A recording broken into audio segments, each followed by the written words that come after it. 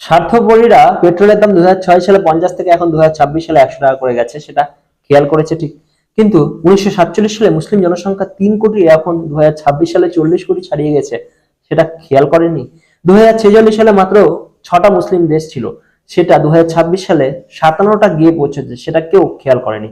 2047 সালে 6,000 মসজিদ ছিল, 2026 সালে সেই সংখ্যাটা 11 লক্ষ গিয়ে পৌঁছেছে।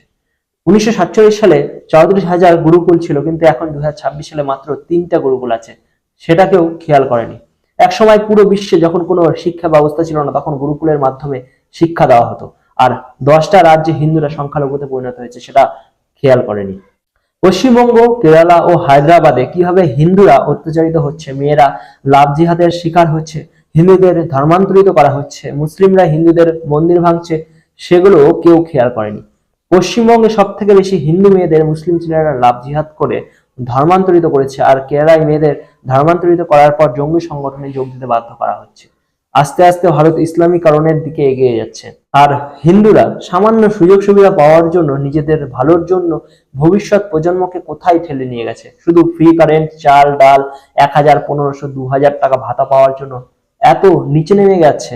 পশ্চিমবঙ্গ সরকার নিজেদের ক্ষমতায় টিকে থাকতে শুধুই মুসলিম তুষ্টিকরণই করে যাচ্ছে। অন্যায় হচ্ছে যেন চুপ, কিন্তু হিন্দুরা চাইলে এর প্রতিকার করতে পারে, কোনো সময় লাগবে না।